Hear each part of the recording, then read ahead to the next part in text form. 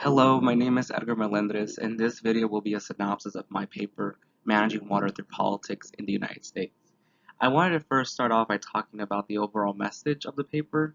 And the first point that I want to make is that with any type of regulation or legislation targeting water, society is going to see the benefits and the losses. We all use water. We use water for either commercial or personal reasons.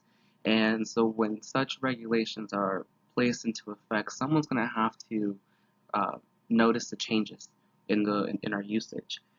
And the second point that I want to make is that even though that we sometimes disagree or agree with these regulations, we have to realize that through legislation, through our government, that is the best way that we can regulate and manage our water supply.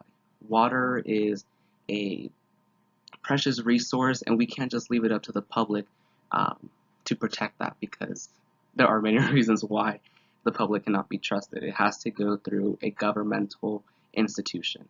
And so let's move on into looking at some of the examples. For the first slide, we're going to focus on seeing if do people really want to reuse water? This questionnaire was given to residents here in Arizona, and the purpose of it was to look at the outcome and see what is the public perception of water reuse systems. And the only important detail out of the results that are posted on the slide is the first line, which says water reuse. About 64% of the respondents had a very positive or somewhat positive view of water reuse systems. And in regards to our government is supposed to represent our values.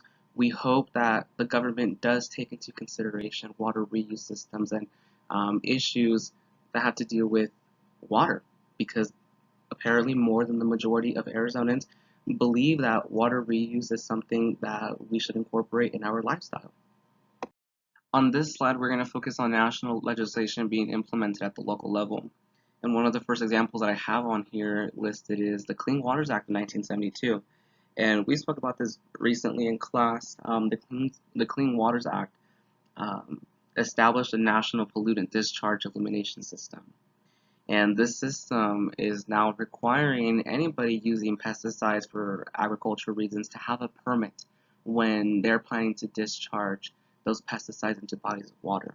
This creates a lot of red tape for business owners, which they might find it to be a drag, but we are being accountable. We're holding people accountable for those who misuse our water systems.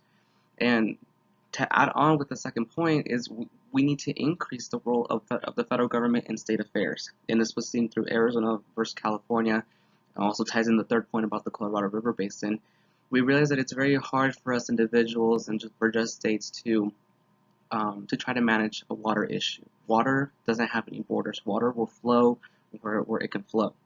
And just being small-minded individuals, we can't really um, protect a water system if we are only focusing on how it affects our region. We have to look at the long-term effects, how it affects other other regions, and this is why we have the Carry Act of 1894 and the Reclamation Act of 1902. The Carry Act allows the Secretary of Interior to donate lands to drought states, and this also came along with irrigation methods. We're making sure that people are not misusing water just because they are in a drought. We have to be reasonable in how we pump our water. The Reclamation Act allows the Secretary of Interior to construct reservoirs. Reservoirs are very important when it comes to releasing water during times of low flow. We have to meet a water demand of the people, and the reservoirs serve as an actual physical barrier for regulation. And then here on the last slide, it is my references that I use just for this presentation. Thank you.